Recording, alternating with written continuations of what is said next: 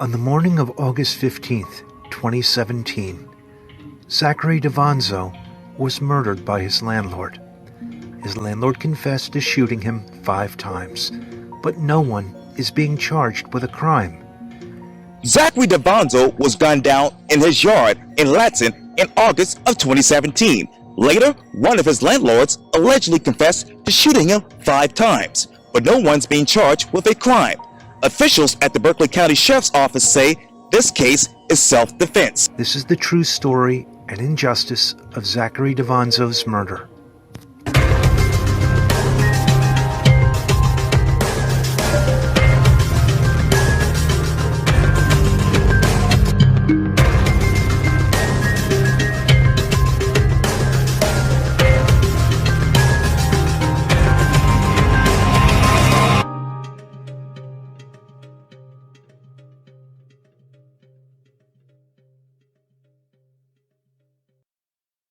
According to family, Zach was a unique, sweet guy, loved by all who knew him. He was a caring, giving, and fun-loving guy who worked hard and played hard. He was loyal and kind to those he had just met or noticed were shy.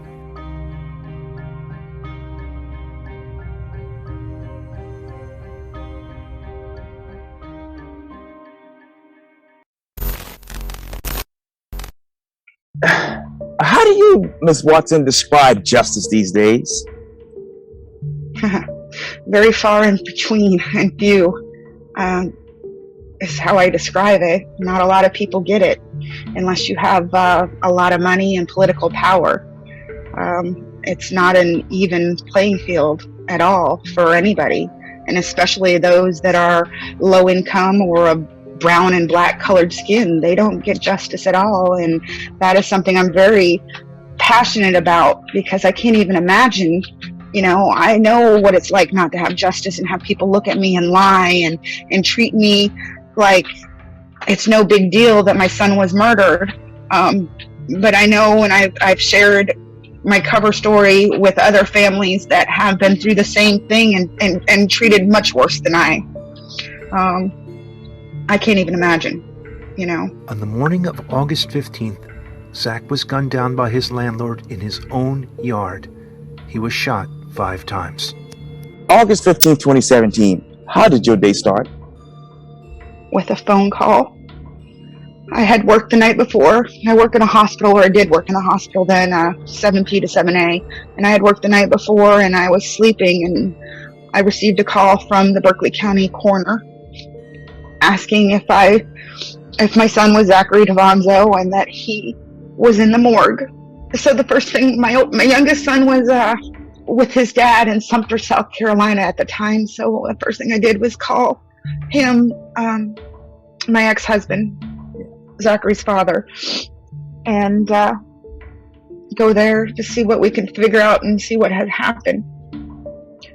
I was told that there was an altercation and that it resulted in my son's death. Why didn't you get this information from the Berkeley County Sheriff's Office first? That I don't know. I believe that my son had an address for somebody else, and so they went to that address, I guess, looking for the next of kin.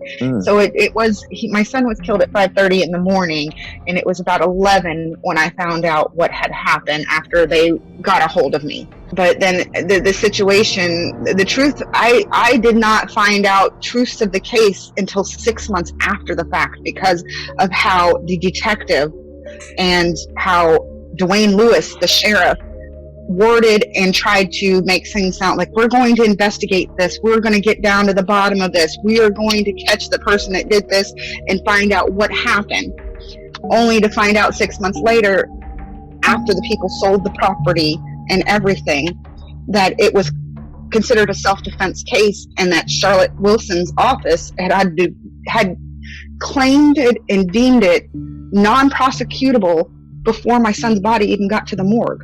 There's proof of it. There's paperwork. The cops that have wrote the police reports, the autopsy reports, all indicate that there was foul play. but they said because a husband and wife collaborated the story, they weren't going to prosecute it.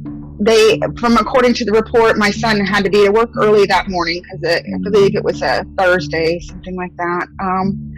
He had took the gentleman that killed him to Dunkin' Donuts.